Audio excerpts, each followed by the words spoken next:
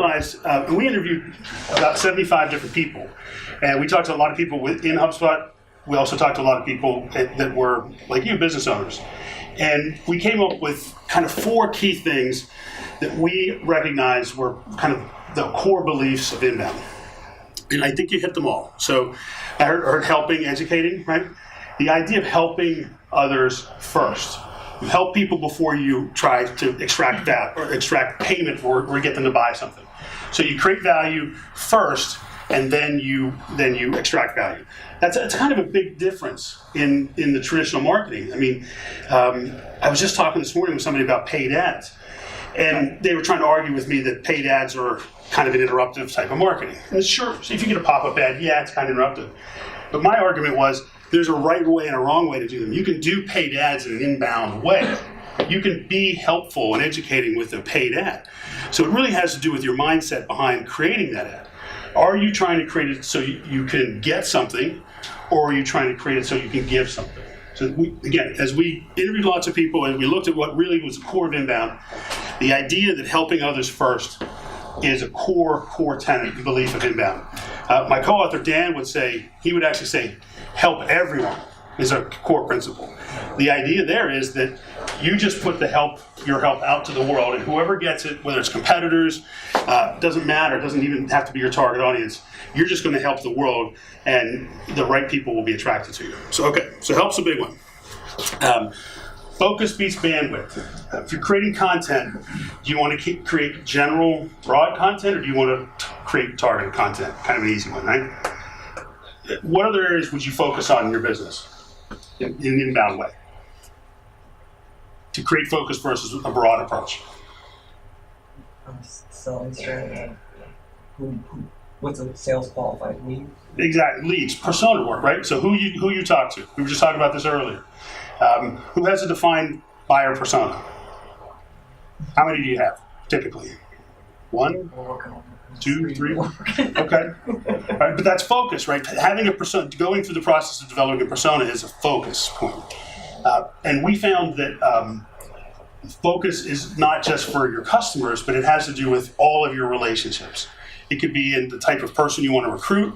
It could be in the type of partners you want to work with. Certainly your customers. All of your relationships kind of follow this kind of principle from an inbound perspective.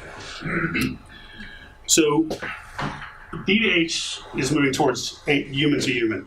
And the idea there is that it's personalized. I didn't hear anybody say that word when it comes to inbound. But inbound, to a great extent, is about creating marketing that's personalized and being able to talk to that person one-on-one and share with them content and share with them something that's helpful one-on-one. So, and as we see tools, things like AI and all the different marketing tools that are coming out, kind of the promise of one-to-one marketing is getting closer and closer all the time. Who can give you some good examples of personalized marketing or personalized communications that you're doing right now? Anybody have good examples? Based on something you downloaded, that you reference something that you engaged with and showing an interest in offer something like that that's related to that. Okay, so somebody downloads something, you now know something about their interest, and then you start to narrow down what you offer them in for future communication. Based on what they've been interested in. Good. You use smart content when sending an email, changing the content based on what they're interested in the past. How do you segment that? What kind of things are you looking for? Well, it depends on their browsing. I would do something like browsing history. So look at the pages they view, things like that? They view. Okay. What about regions? Is anybody doing smart content by region or language or anything like that? That's what we're starting to do more about.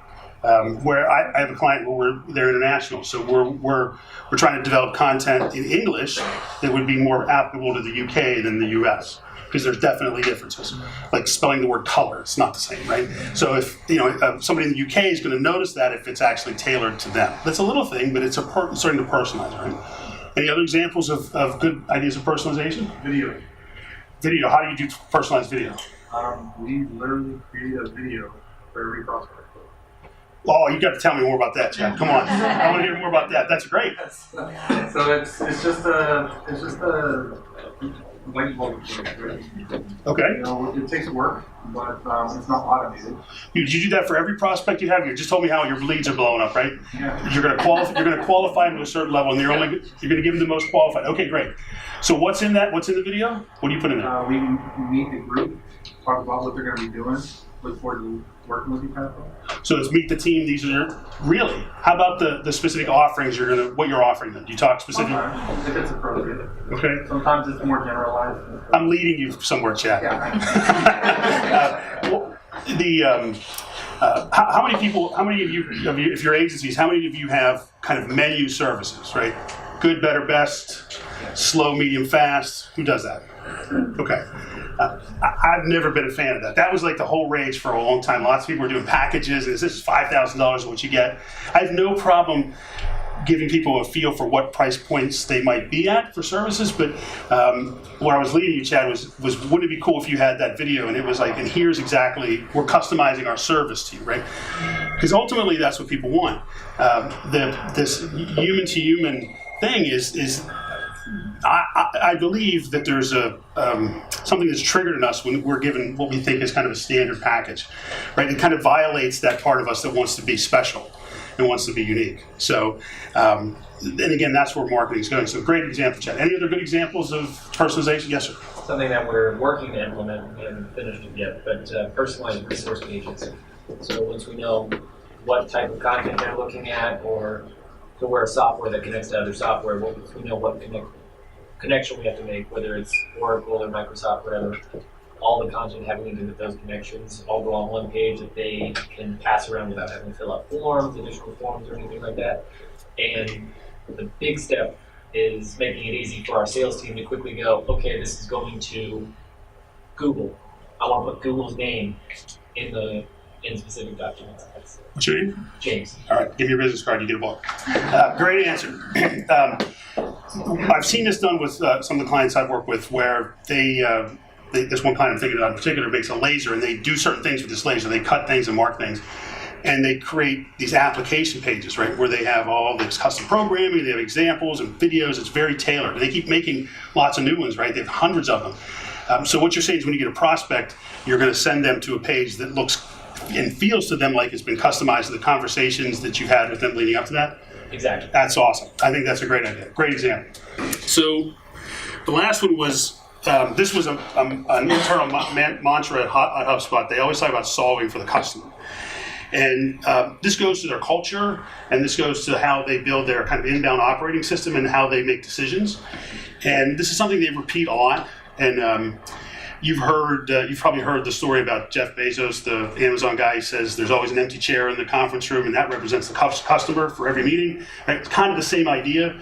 At HubSpot, they talk about solving for the customer. And the idea there is that when they're making decisions and they're back in their world, when the customer's out there and they're in here, they have to have some guiding principles that they use to help them make decisions. And believe me, having written a book, when I talked to Brian Halligan and I asked him to help us promote it, he's like, you got to talk to the blog people. So even he's not going to tell them what to do, right? He's going to make sure that the people that are writing their blog are still solving for their customer. So if I can help them solve for their customer, I have to convince them of that. Then they'll run my blog post, right? So it was a very interesting conversation I had about that with them, and that really permeates everything they do. And I was really surprised to talk to their CFO and John Kelleher, their lead counsel. Not the people you would typically think to talk about inbound, but when I talked to them, they were talking about solving for the customer. So when they were talking about how they created legal policies or use policies or how they dealt with certain legal issues, their first thing in their mind was solving for the customer. I thought that was pretty unique.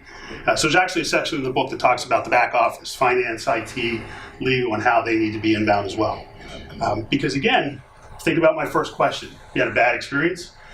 Anybody have a bad experience with the legal team? Or how about finance? Getting something paid for, getting a bill taken care of? Isn't that the worst? Right? It's not value added. It's not helping you a bit. But so many companies stumble over these things. It was interesting on my drive over here. I was listening to an ad for a large mortgage company. Their entire ad was about the experience. They talked about the best experience, the easiest experience, the fastest experience to get a mortgage. Never said one thing about the percentages, never said one thing about the terms, nothing. The whole ad was about, you'll have a better experience with us. Because I think what they probably figured out was, I don't know, anybody buy a house recently? No, but I know who you're talking about, and their closing costs are very high. They did. Well, that's probably why it was Rocket Mortgage. Rocket mortgage, right. So, but I thought that their marketing was fascinating. All they talked about was experience. And it has to be because people have had such horrible experiences in the past. It has to be. That's the only reason you would do that. So the point is they're doing really well with higher closing costs. So that tells you something about customer experience. That tells you about how customers view that process, right? I want things to be simple. I want them to be easy. I personally am sick and tired of clicking okay terms and conditions, like 17 pages that I'm not reading, and I know it's like, oh, what did I get myself into? But I do it anyway. I mean, that's a terrible experience. That's a terrible experience. So let me ask another question. Do your customers have bad experiences? And if they did, would you know? Sometimes. Depends on how vocal they are. Are they always vocal? No. So we actually had a situation where somebody left the company. Yep. And they were the only person with a log on to our software. Oh. So the next person got a log on and had no idea how to use it. They're not using it. And they didn't call us, they didn't do anything. I just happened to bump into them at a meeting. And that's how we figured it out. That's only because it happens. And so we made plans to fix that. Something along the lines of 80% of dissatisfied customers won't ever tell you. They just leave. It's so easy to leave, they just go. And you don't really ever know, right? Because you don't ask, you're not surveying them, they just go. And the one for the book, we did a lot of research on service, and one of the stats that just blew me away was that over 80% of the people leave a service interaction. So this is when they've told you they have a problem, and they've reached out to you. 80% of those people leave less happy, less satisfied than when they had the problem. So essentially, 80% of us we're making the service worse. We're making the experience worse when they call our service department. So anyway, so solving for the customer is an idea that has to go across your business. Everybody that's in your company, when they make decisions, it has to be with the idea that, are we solving for the customer? You have to solve for the business, right? You can't solve to the point where you put the business you go out of business, but your first thought has to be solved for that customer.